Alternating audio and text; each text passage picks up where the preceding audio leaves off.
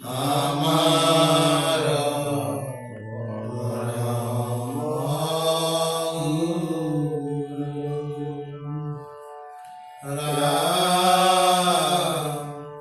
তাহান্ত বিনাই নাই নাই নাই আমার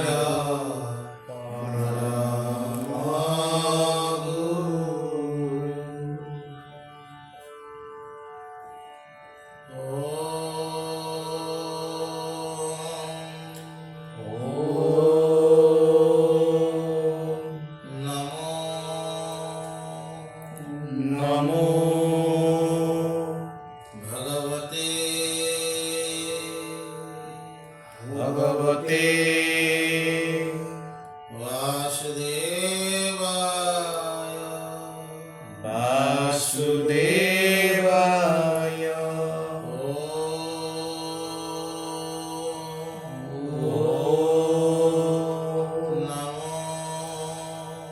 নমো ভগবতে ভগবতে বাসুদেবায়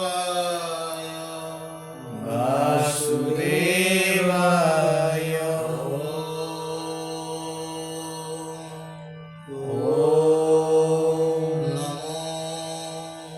নমো ভগবতে ভগবতে বাসুদেবায় বাসুদেবায়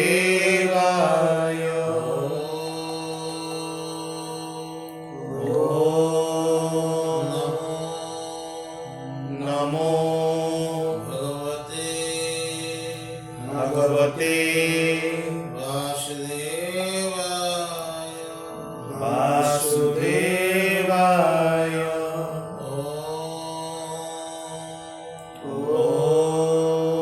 কৃষ্ণায় বাসুদেবায় কৃষ্ণায় বাসুদেবায় হরয়ে পরমাত্মনে হরয়ে পরমাত্মনে প্রণত ক্লেশনাশায় প্রণত ক্লেশনাশায় গোবিন্দায় নমো নমঃ গোবিন্দায় নমো নমঃ কৃষ্ণায় বাসুদেবায় কৃষ্ণায় বাসুদেবায় হরয়ে পরমাত্মনে হরয়ে পরমাত্মনে প্রণত ক্লেশনাশায় প্রণত ক্লেশনাশায় গোবিন্দায় নমো নমঃ গোবিন্দায় নমো নমঃ কৃষ্ণায়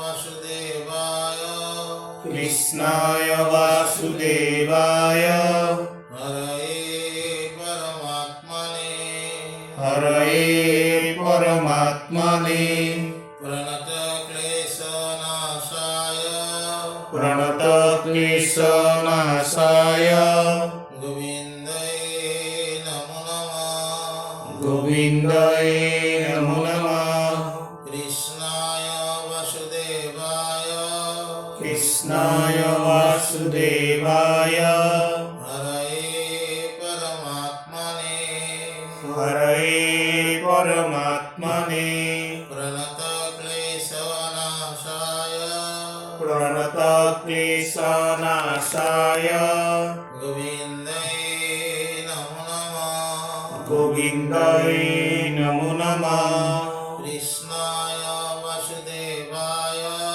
কৃষ্ণায় বাসুদেবায় হরয়ে পরমাত্মনে হরয়ে পরমাত্মনে প্রণত ক্লেশনাশায় প্রণত ক্লেশনাশায় গোবিন্দায় নমো নমঃ গোবিন্দায় নমো নমঃ কৃষ্ণায় বাসুদেবায় কৃষ্ণায় বাসুদেবায় হরয়ে পরমাত্মনে হরয়ে পরমাত্মনে প্রণত ক্লেশনাশায়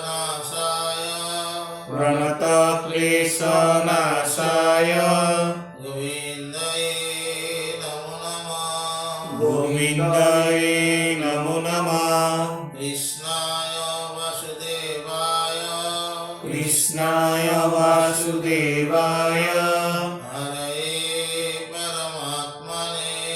হরয়ে পরমাত্মনে প্রণত ক্লেশনাশায় গোবিন্দায় নমো নমঃ কৃষ্ণায় বাসুদেবায় কৃষ্ণায় বাসুদেবায় হরয়ে পরমাত্মনে প্রণত ক্লেশনাশায় গোবিন্দায় নমো নমঃ কৃষ্ণায় বাসুদেবায় হরয়ে পরমাত্মনে প্রণত ক্লেশনাশায় গোবিন্দায় নমো নমঃ কৃষ্ণায় বাসুদেবায়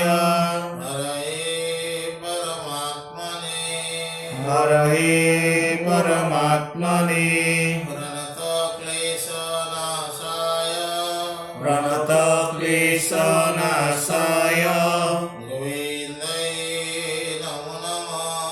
গোবিন্দায় নমো নমঃ কৃষ্ণায় বাসুদেবায় হরয়ে পরমাত্মনে প্রণত ক্লেশনাশায় গোবিন্দায় নমো নমঃ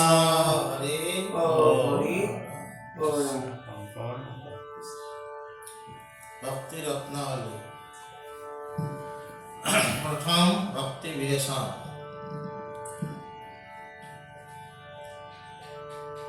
রাম জয় জয় কৃষ্ণ কৃপা অমৃত সাগর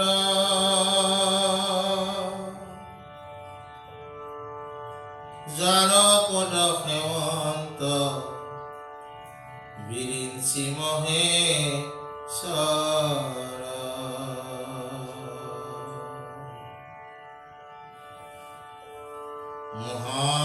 মহাবিশ্বদ্ৰোহিতৰে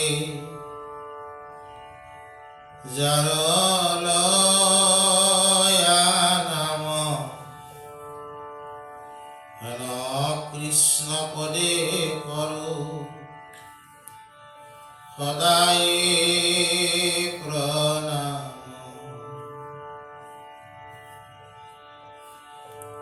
গুণ কাল কৰ্ম মায়া অধীন যাহাৰ কৰে কটাক্ষতে সৃষ্টি পালন সংহাৰ হে ৰাম হেন মহেশ্বৰ কৃষ্ণ নিত্য নিৰঞ্জন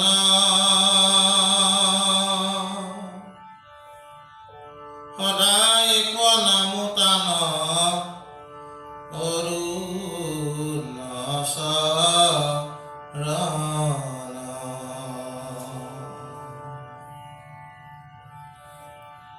মোৰ নিজ গুৰু হৃদি সৰজ জুৰাই দিও মোক উপদেশ কৃপা দৃষ্টি চাই পদবন্ধে নিবন্ধিব তজুগু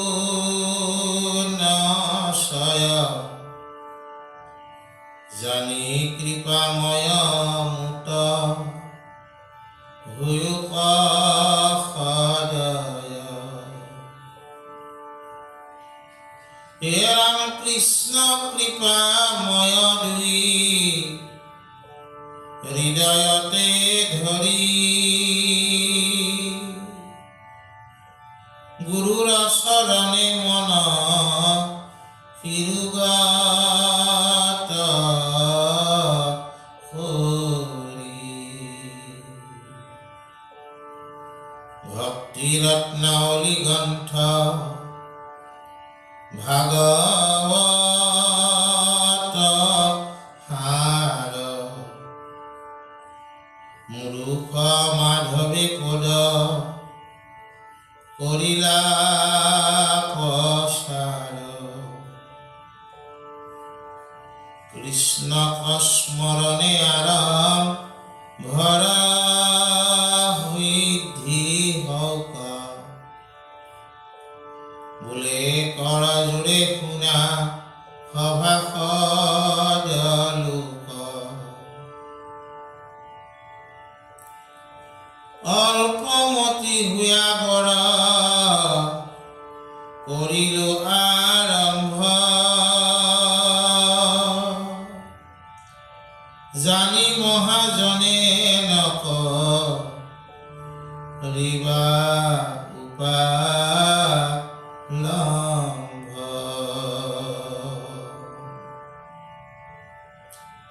গৰুৰৰ উৰাৱ যদ্যপি সমন্বী আশা অনুৰূপে পক্ষী তেবে কি নুৰই যদি অনিশ্চিত হয় মুৰাইতো কৰ্ম তথাপিতো মহন্ত নৰক্ষমা ধৰ্ম হে ৰাম হেন জানি মুৰা যত দুখ পৰিহৰি কৃষ্ণ কথা ৰস পান কৰা কৰ্ণ ভৰি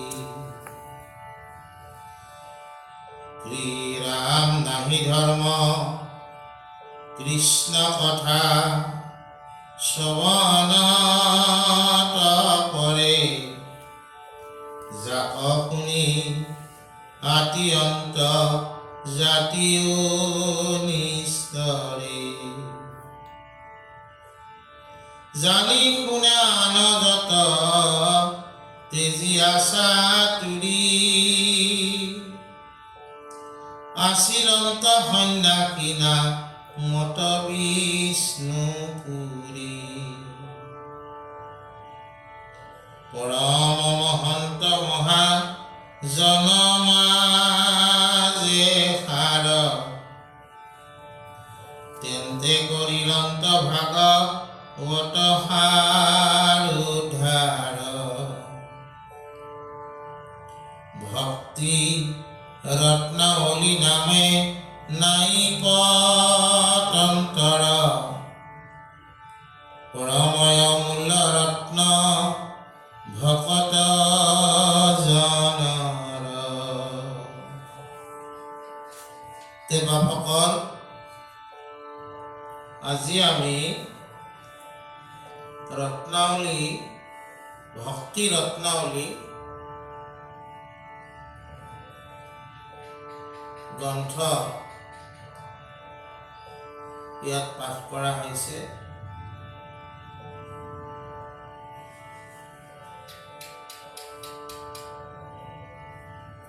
এই গ্ৰন্থখন ৰচনা কৰিছে মহাপুৰুষ মাধৱদেৱ গুৰুজনাই শংকৰদেৱ গুৰুজনাৰ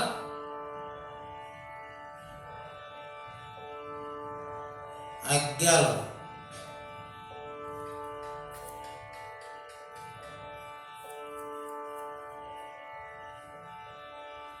নাৰায়ণ স্মৰণেকে পৰম মংগল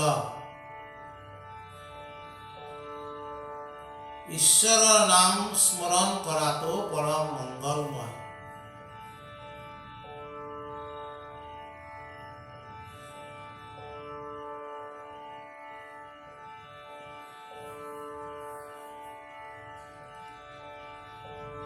যিসকলে ঈশ্বৰৰ নাম স্মৰণ কৰে, শ্ৰৱণ কৰে, কীৰ্তন কৰে, তেওঁলোকে এই জীৱনত ধন্য হ'ব পাৰে। আৰু আমাৰ শংকৰদেৱ মাধৱদেৱ গুৰুজনে যি আমাক এশৰণ হৰিনাম ধৰ্ম দি গৈছে, এই ধৰ্মৰ মূল বস্তুটোৱে হ'ল শ্ৰৱণ, কীৰ্তন, স্মৰণ। আৰু এই গ্ৰন্থখনতো এই শ্ৰৱণ, কীৰ্তন, ভক্তি ধৰ্ম সন্নিৱিষ্ট হৈ আছে। যিখন গ্ৰন্থ স্মৰণ, শ্ৰৱণ, কীৰ্তন, ভক্তি সন্নিৱিষ্ট হৈ আছে, সেই গ্ৰন্থখন ৰচনাৰ আৰম্ভণিতে মাধৱদেৱেও ভগৱন্ত পুৰুষক স্মৰণ কৰিছে।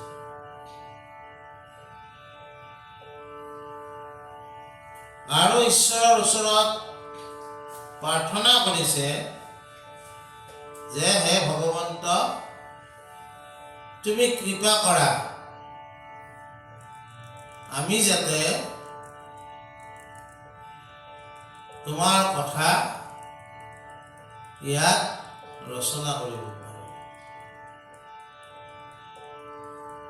আৰু শংকৰদেৱ গুৰুজনাৰ চৰণতো মাধৱদেৱ গুৰুজনাই তেওঁৰ শিৰ থৈছে, শিৰোগত কৰিছে।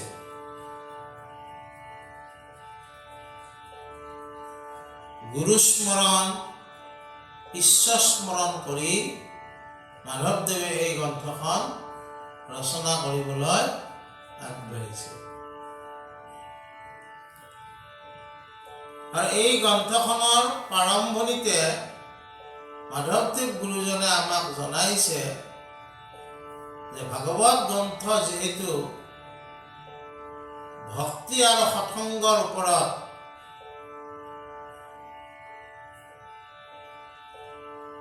ভাগৱত গ্ৰন্থ প্ৰতিষ্ঠিত,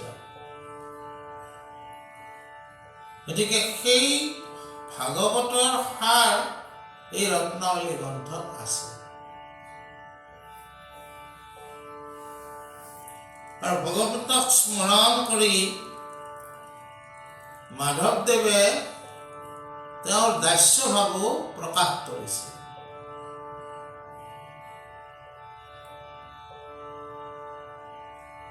আমাৰ গুৰু ধৰ্ম দুজনা গুৰুৱে দাস্যভাৱ কাকে প্ৰকাৰান্তৰে প্ৰকাশ কৰে।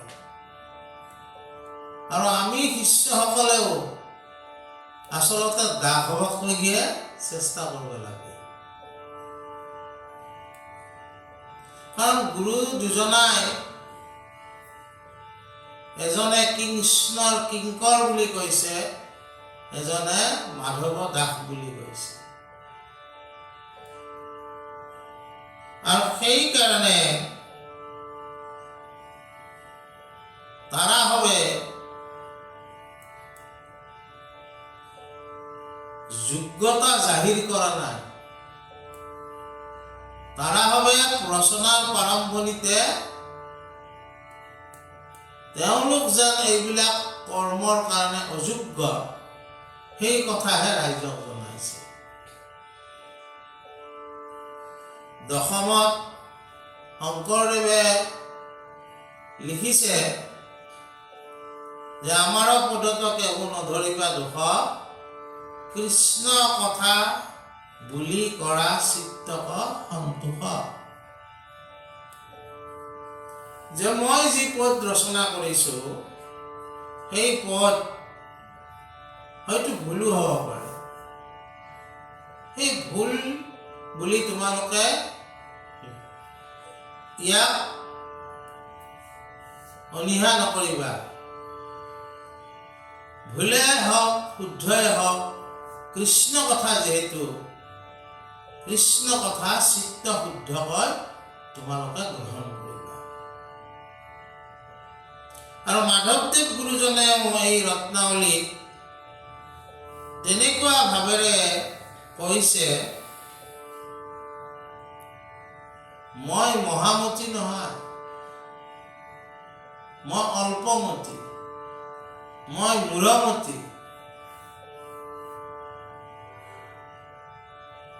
গতিকে বৰ ডাঙৰ কাম কৰিবলৈ মই আগবাঢ়িছো। আচলতে মোৰ দৰে অল্পমতিৰ কাম এইটো নহয়। এই কামটো কোনে কৰিব লাগে? মহামতি। মই মহামতি নহয়, মই অল্পমতি। জ্ঞানীসকলক তেওঁ প্ৰাৰ্থনা কৰিছে যে তোমালোকে মোক উপালম্ব নকৰিবা, মোৰ কিবা কিবি ভুলো হ'ব পাৰে।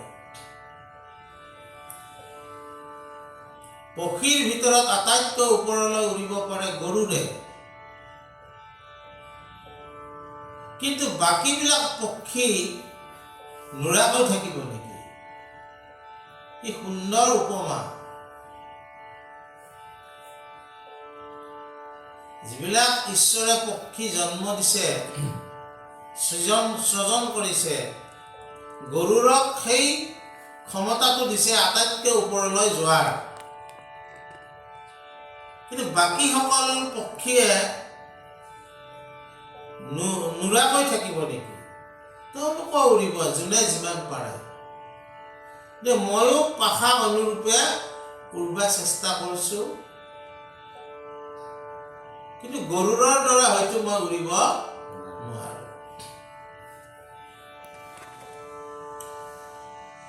এই বুলি মাধৱদেৱ গুৰুজনে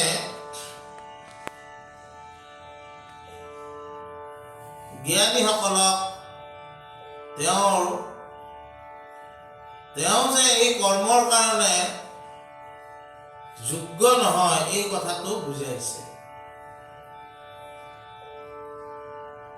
আৰু সেইটো হ'ল মহাজ্ঞানীসকলৰ লক্ষণ। আমি যিবিলাক অল্প জ্ঞানী, তেওঁলোকে আমিবোৰে কি বুলি কৰি ফুৰো? আমি জ্ঞান জাহিৰ কৰি ফুৰো। আৰু যিবিলাক মহাজ্ঞানী, তেওঁলোকে সদায় কয় কি? I know that I do not know। মই জানো যে মই নাজানো।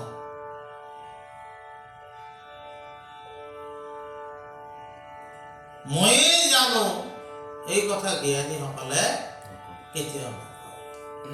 ময়েই জানো, এই কথাটো অল্প জ্ঞানীসকলে কয়।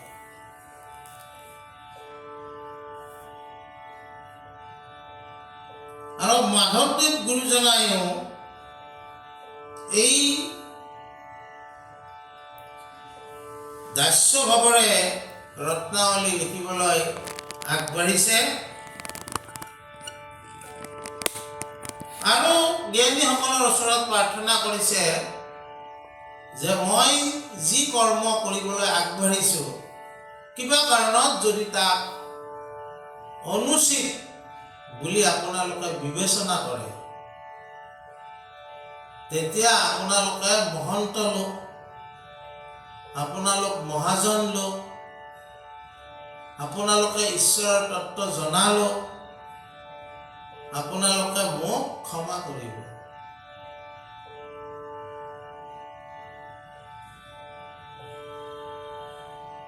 আজিৰ দিনত আমিবোৰে কিবা এটা লিখিলে জাহিৰ কৰি ফুৰো।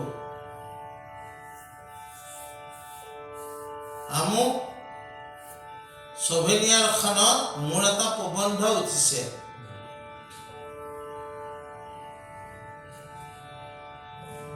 পঢ়ি চাবচোন। এইবিলাক আমি কৈ ফুৰো। আৰু মাধৱদেৱ গুৰুজনে মহন্ত, মহাজন, জ্ঞানীসকলক নমস্কাৰ কৰি তেওঁলোকৰ আগত নিজকে সৰু হিচাপে প্ৰতিষ্ঠা কৰি তেওঁ ৰত্নাৱলী লিখিবলৈ আগবাঢ়িছে।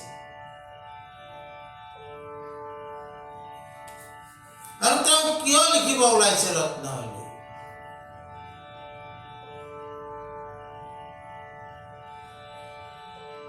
এইকাৰণে লিখিব ওলাইছে যে এই ৰত্নাৱলীত ভাগৱতৰ কথা থাকিব, সাৰ থাকিব। ভাগৱতৰ কথা মানে কাৰ কথা? ভগৱন্ত কৃষ্ণৰ কথা থাকিব। কৃষ্ণৰ কথা মানে কাৰ কথা? ভকতৰ কথা থাকিব।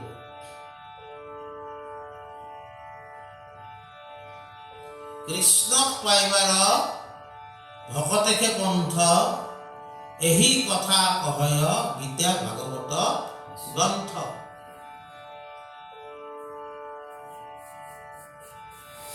গতিকে ভগৱন্তৰ কথা, কৃষ্ণৰ কথা, ভকতৰ কথা, ভক্তিৰ কথা ৰত্নাৱলীত থাকিব।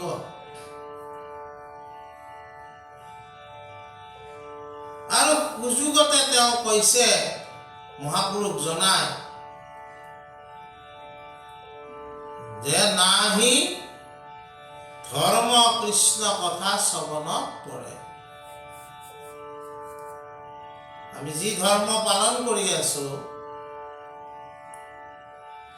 সত্য যুগে ধ্যান, ত্ৰেতা যুগে যজ্ঞ, দ্বাপৰ যুগত পূজা, কলিত হৰিৰ কীৰ্তন বিনাই আৱৰ নাহিকে দুজা। যদ্যপি নৱবিধ ভক্তি মাধৱৰ, শ্ৰৱণ কীৰ্তন আদি শ্ৰেষ্ঠতৰ। এই শ্ৰৱণ কীৰ্তন ভক্তিৰ কথা ৰত্নাৱলীত থাকিব।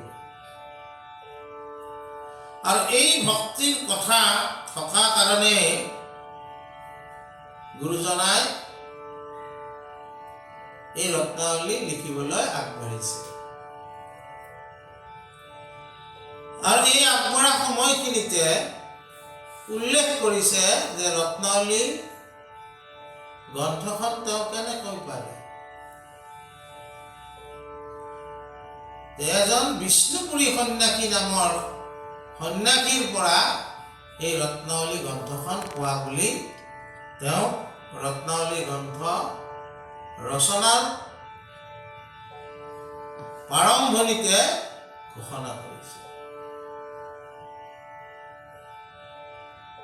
আৰু এই বিষ্ণুপুৰী সন্যাসীক মহন্ত বুলি কৈছে, মহাজন বুলি কৈছে। আৰু সেই মহাজনৰ ওচৰতে আচলতে এই ৰত্নৰ ভাণ্ডাৰ আছিলে।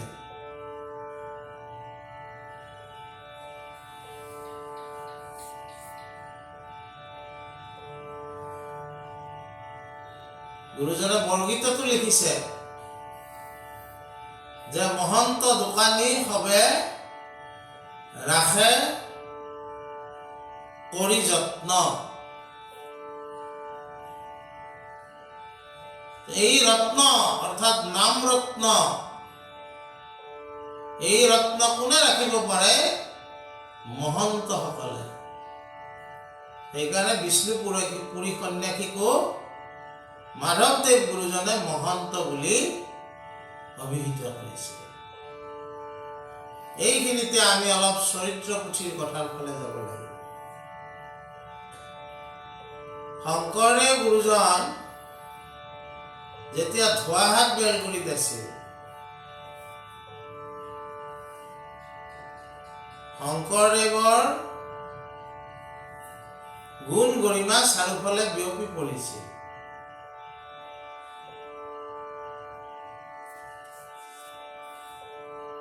এই কথাটো কণ্ঠভূষণ নামৰ এজন বিপ্ৰ অৰ্থাৎ ব্ৰাহ্মণে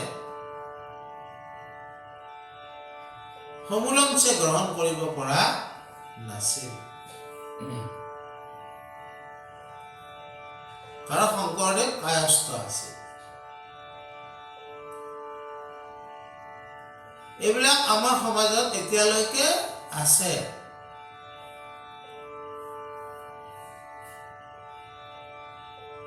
বৰ্ণভেদ ব্যৱস্থাটো আমাৰ সমাজত এতিয়ালৈকে আছে।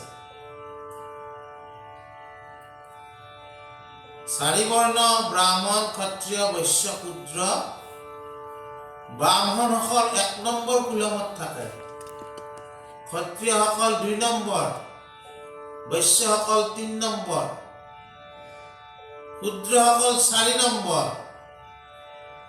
এই 4 বৰ্ণৰ তলত একেবাৰে কোনে থাকে? অন্তৰ্যসকল। সেইটো বৰ্ণ বুলিয়ে ধৰা নহয়।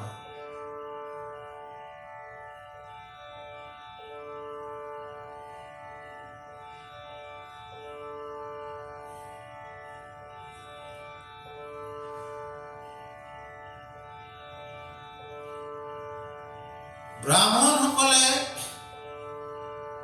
সকলো ব্ৰাহ্মণ নহয়। আমি ইয়াৰ সামাজিকৰণ কৰি কথা নকওঁ। কিছুমান ব্ৰাহ্মণে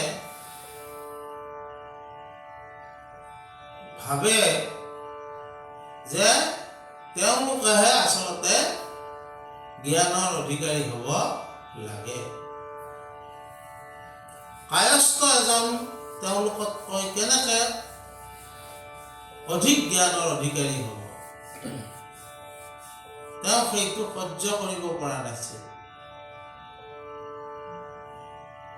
আৰু সেইকাৰণে কণ্ঠভূষণে এটা সংকল্প ল'লে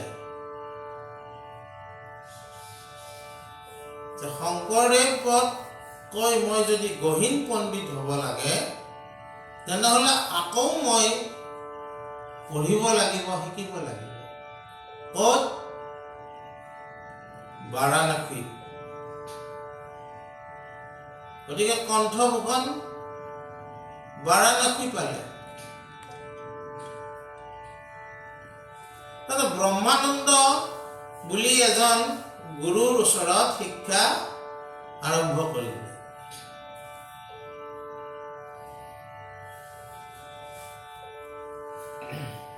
এনেকৈ শিক্ষা গ্ৰহণ কৰি আছে।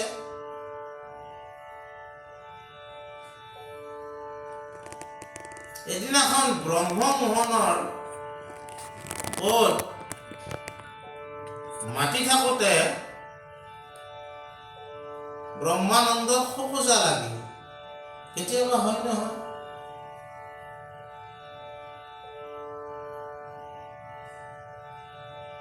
তেতিয়া কণ্ঠভূষণে ক'লে যে আমাৰ তাত শংকৰ বোলা এজনে এই পদ ৰচনা কৰিছে, যদি আজ্ঞা কৰা হয় আমি মাতি দিব পাৰোঁ। এইবিলাক শংকৰদেৱে লেখা পদ মাতি দিলে। ব্ৰহ্মানন্দটো আচৰিত হ'ল আৰু সুধিলে যে তুমিতো পূব দিশৰ পৰা আহিছা, আমাৰ অসম পূব দিশত,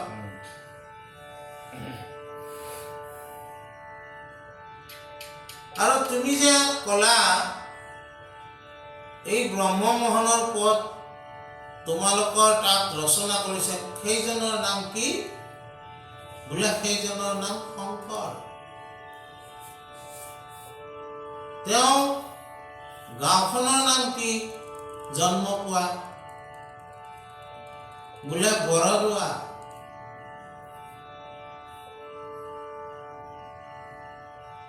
অকণমান সময় তেওঁ স্তম্ভিত হৈ ৰ'ল। তাৰপিছত তেওঁৰ মনলৈ আহিল তেওঁৰ গুৰু বিষ্ণুপুৰী সন্যাসীয়ে কৈছিলে যে মই এই পেৰাটোত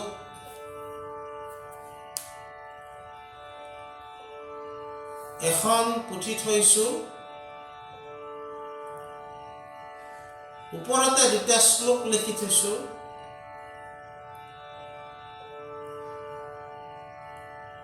মোৰ পিছত তোমাৰ দিনত পূব দিশৰ পৰা এজন ব্ৰাহ্মণ আহিব, তেওঁ তোমাক খবৰ দিব, ব আদি আখৰে গ্ৰাম, স আদি আখৰে নাম হ'ব। ব আদি আখৰে গ্ৰাম মানে বৰদোৱা, স আদি আখৰৰ নামে মানে শংকৰ। এই খবৰটো তুমি পালে পেৰাটো খুলিবা, ওপৰতে পুথিখন থাকিব। মই 2টা শ্লোক ওপৰতে লিখি থৈছোঁ, তুমিও 2টা শ্লোক লিখি সেইজন ঈশ্বৰ পুৰুষলৈ এই গ্ৰন্থখন দি পঠাবা।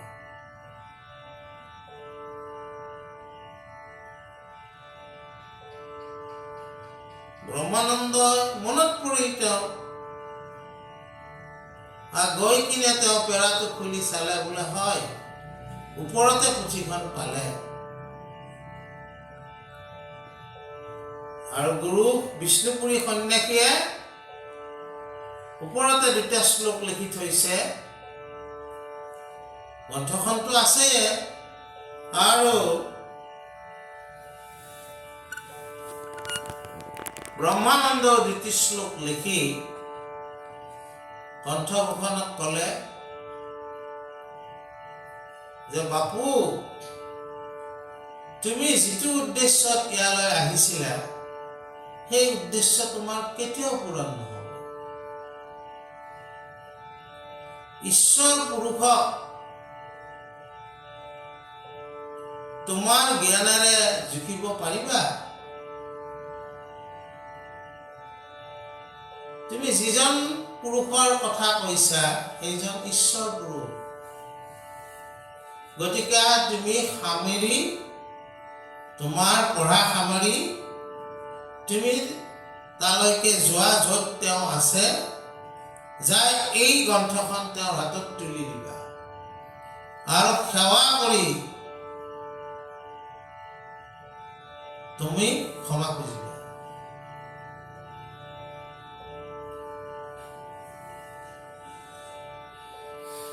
তেতিয়া এই কণ্ঠভূষণে গ্ৰন্থখন লৈ আহিল। ধোৱাহাট বেলগুৰিত শংকৰদেৱ আছে। শংকৰদেৱ গুৰুজনৰ ওচৰত হেভি বন্দী গ্ৰন্থখন অৰ্পণ কৰিছে আৰু ব্ৰহ্মানন্দই যিখিনি কথা কৈছে সেইখিনি কথা শংকৰদেৱক জনাইছে।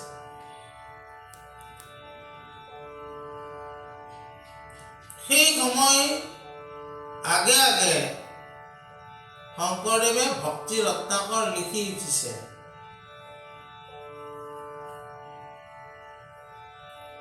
শংকৰদেৱৰ ভক্তি ৰত্নাকৰ গ্ৰন্থখন একমাত্ৰ গ্ৰন্থ যিখন সংস্কৃতত লিখিছে।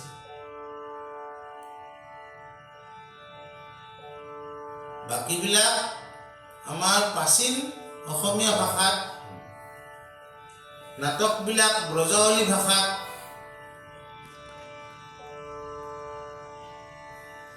একমাত্ৰ সংস্কৃত ভাষাত লিখা গ্ৰন্থখন হ'ল ভক্তি ৰত্নাকৰ। শংকৰদেৱে গ্ৰন্থখন পালে, মাধৱদেৱক মাতিলে, বোলে প্ৰাণ বান্ধৱ মাধৱ,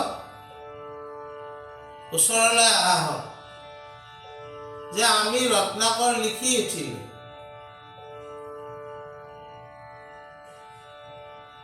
এই গ্ৰন্থখিনি তোমাকে দিয়া হ'ল উত্তম গ্ৰন্থ, তোমাৰ দ্বাৰাই কাৰ্যখিনি কৰা হ'ল। সংস্কৃত আছিল, তাক অসমীয়া আঞ্চলিক ভাষাত ৰচনা কৰিব লাগে।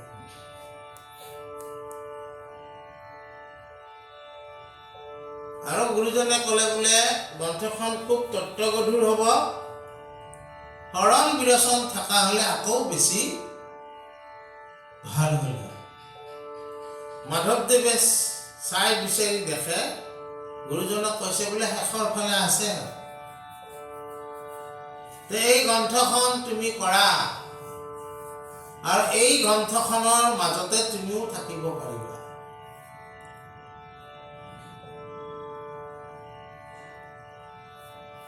আমি শংকৰদেৱক ক'ত বিচাৰিব লাগিব এতিয়া? কীৰ্তন দশমত এটা ধুনীয়া অসমীয়া চিনেমাত গীত আছে, কীৰ্তন দশমৰ শংকৰ গুৰু ৰত্নাৱলী ঘোষাৰে মাধৱ গুৰু। খুব সুন্দৰ। আমি যদি শংকৰদেৱক বিচাৰিব লগা হয় তেতিয়াহ'লে কীৰ্তনত বিচাৰিব লাগিব, দশমত বিচাৰিব লাগিব, তেওঁৰ ৰচনাসমূহত বিচাৰিব লাগিব। আৰু মাধৱদেৱক যদি বিচৰা হয় তেতিয়া ঘোষা নামঘোষাত বিচাৰিব লাগিব আৰু ৰত্নাৱলী বা আন আন ৰচনাসমূহত তেওঁক বিচাৰিব লাগিব। গতিকে এই হ'ল ৰত্নাৱলী গ্ৰন্থৰ বেকগ্ৰাউণ্ড। এই গ্ৰন্থখন মহাপুৰুষ মাধৱদেৱ গুৰুজনে লিখিবলৈ আৰম্ভ কৰিছে। যে আজি আমি বহুদিনৰ মূৰত পাঠ কৰা হৈছে যে আজি আমি পটভূমিটো আপোনালোকৰ আগত কোৱা হ'ল। কাইলৈ আমি আকৌ যদি ঈশ্বৰে কৃপা কৰে বাকীখিনি পঢ়া হ'ব। কৃষ্ণ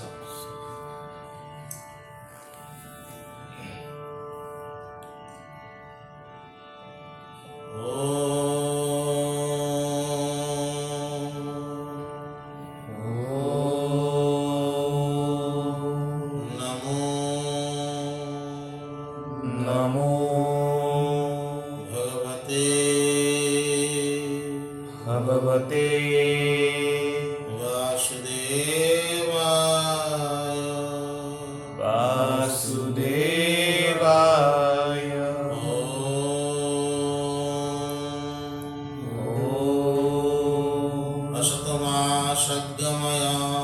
असतुमा सद्गमय तमसुमा ज्योतिर्गमय तमसुमा ज्योतिर्गमय मृत्युर्मा अमृतं गमय मृत्युर्मा अमृतं गमय।